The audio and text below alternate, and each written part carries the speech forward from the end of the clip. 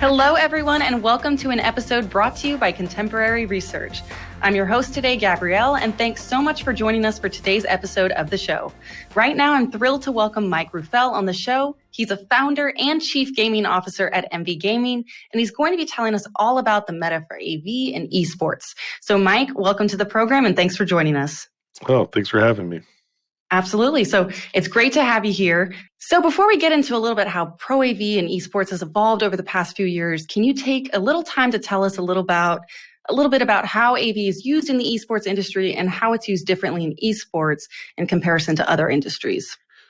Sure. So for those of the listeners out there who might not be familiar with esports, we're effectively a sport, but the sport is played in video games. So, instead of a ball or a bat or a club, we are using controllers and mice and keyboards, and screens are effectively our playing field, right?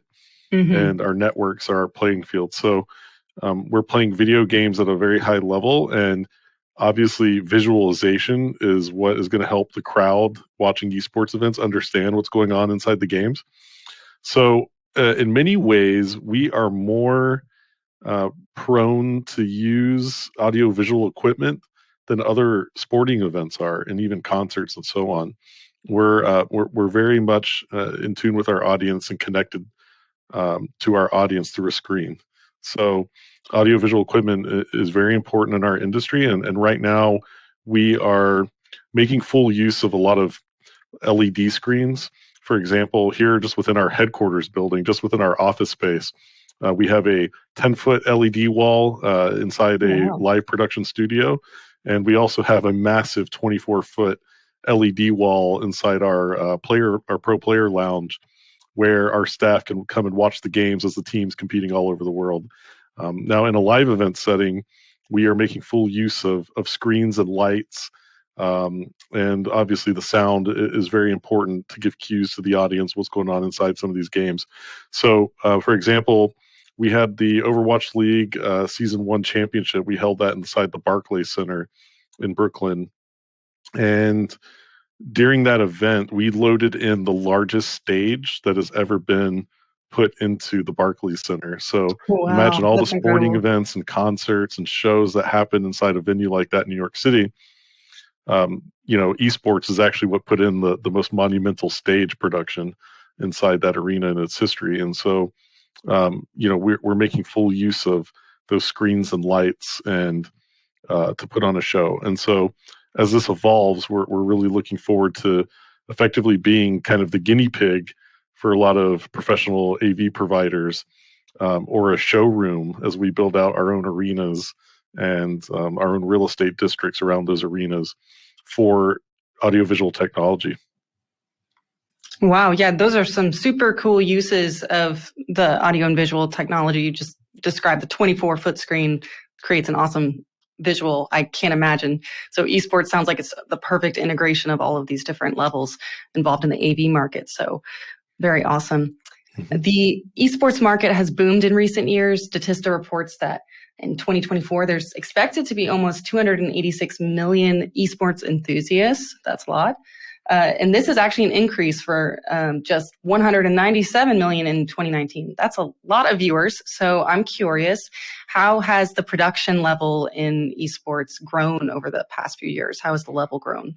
Yeah, the quality of the production around esports has just been it's been monumental, to be quite honest. So we've been really tracking, I would say not quite as far as maybe some of the professional traditional sports that were ingrained in broadcast television have used cameras and effects and so on in their major productions. But we have a little bit of, I guess I wouldn't call it really an edge, but we have maybe a new frontier where we're really participating in a lot of online streaming and digital broadcasts.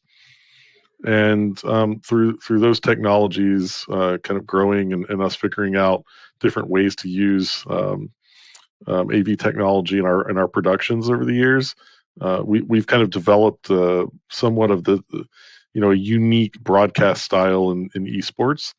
And a lot of this stuff is actually starting to incorporate kind of like live CGI and animation.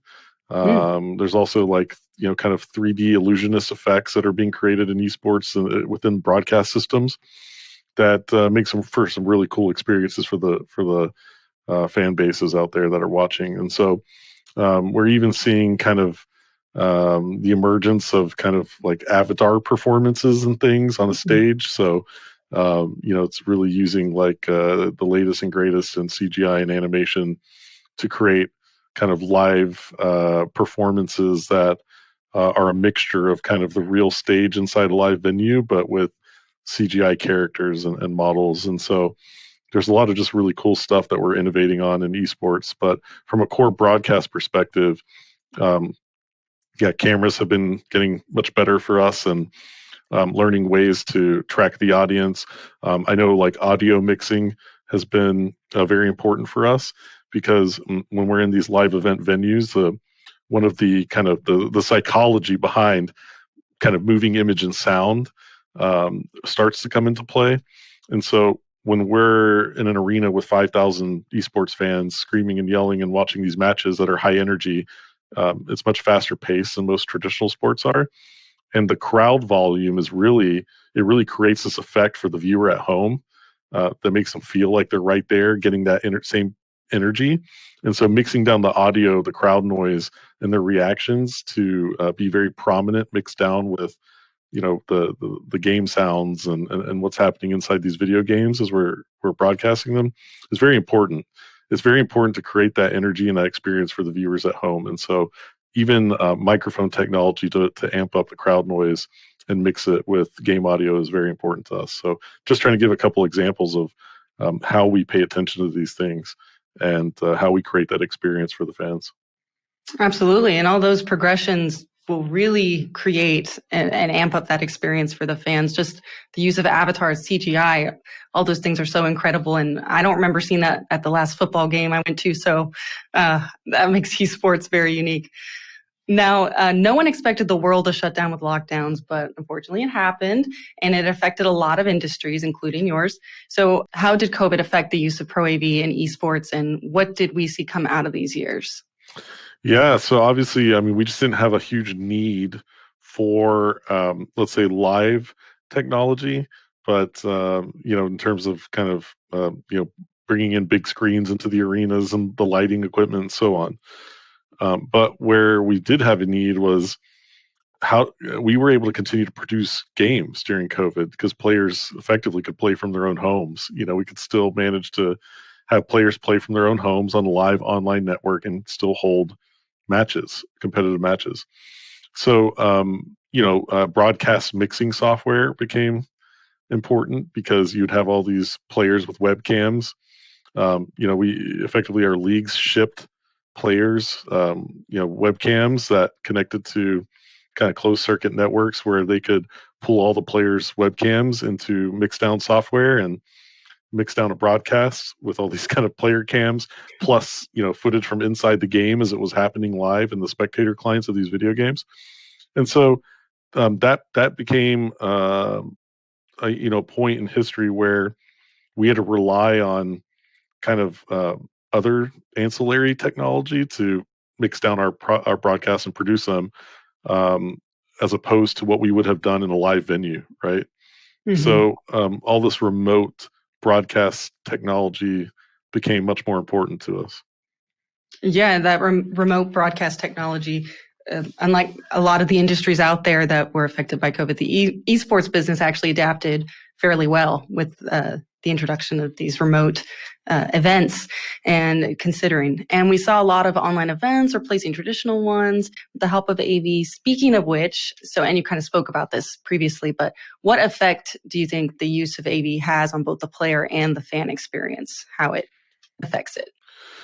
No, it's a big part of what we do. I was just talking about this the other day with my business partner Hector, and about how when we're creating an experience for our events, we have to pay attention to the little details, even like the level of bass and kind of vibration that we're putting through the venue through subwoofers, right?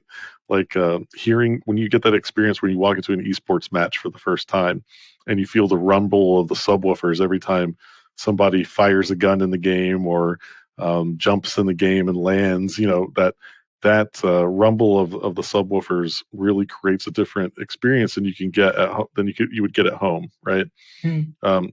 Same thing how in many ways to when you go to a live basketball match or football match, hearing the ball hit the court sounds a little different than it would be on television, and hearing a hard tackle in a football game is a different audio experience when you hear two big guys running at each other at full speed and they hit each other. So everything that we do in terms of producing that experience is tied to audiovisual in some ways. So it's very important for us to continue to iterate on what we're doing here.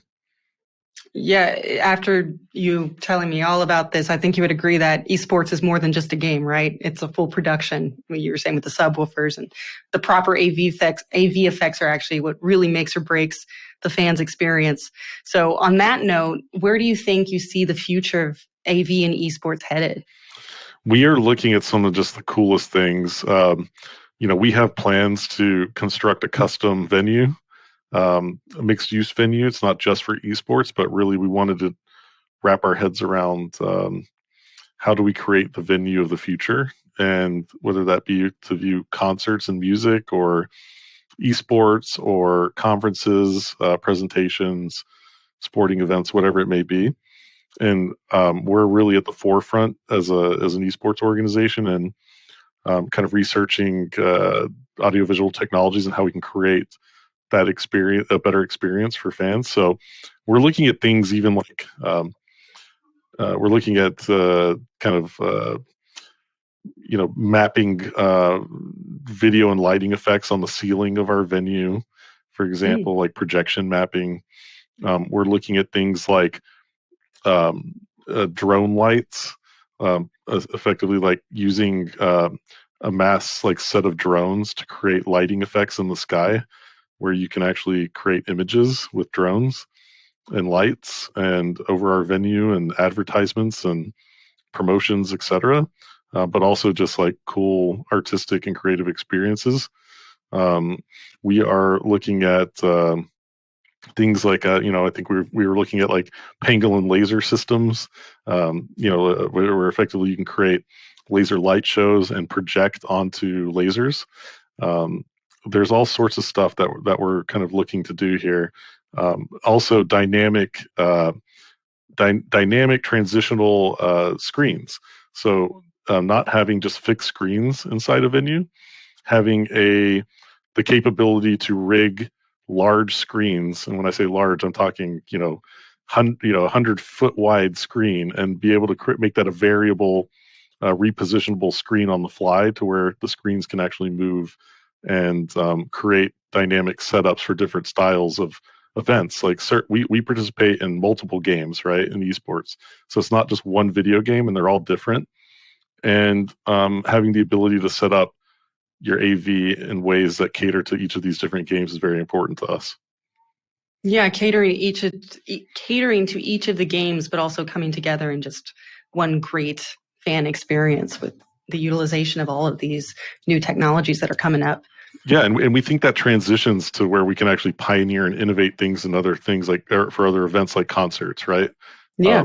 If we're creating somewhat of that new dynamic for esports, why not utilize screens in that way for concerts and other types of shows and experiences? Absolutely. And esports is up there growing rapidly, and so is their need for the top of the line AV, just like those drones you were talking about. So I believe the future remains very bright for esports. Yeah. So the drones specifically are very cool, and I don't know how many AV groups are really looking at that. Yeah. But the ability, effectively what LED screens are right now are just massive panels of light that create images, right? When they're all kind of put together, all these panels of LEDs. And so we see that opportunity potentially becoming available with drones, right? Where effectively you can send these drones into the sky, create a massive panel of lights, and then manipulate those lights to create images, right, in the sky. And I Too mean, cool. if we did that, let's say above an arena, the future could look cool when you're walking up to an arena to go to an event and you see images in the sky and you're hearing audio in the speakers throughout the district, right? Oh, absolutely. I would want to go to that event. Yeah. So we're dabbling in it right now. We're learning more about it, but that's just an example of where we can go. Well, it's a great example. Now, Mike, if people want to reach out and ask questions about what it is you're doing, or even just want to learn more, how can they reach out and get in touch with you? Yeah, so we our team brands. We have multiple team brands. We have Team Envy. We have Dallas Fuel, which is the Overwatch League team here based in Dallas. We have Optic Texas, which is our Call of Duty League team based here in Texas. And we have Optic Gaming, which is a very large esports and gaming media and entertainment brand. So any of those 4 brands, Envy, Dallas Fuel, Optic Texas, and Optic Gaming, feel free to connect with us on social media. We're all over the place. And if you just Google those terms, you'll find us. Absolutely. Well, a big thank you to Mike Rufail for being here with us today. To learn more about MV Gaming and the awesome things they do, visit mv.gg. And of course, to hear more episodes, look for this podcast on Spotify, Apple Music, or wherever it is you get your podcasts at. Thanks again for joining us.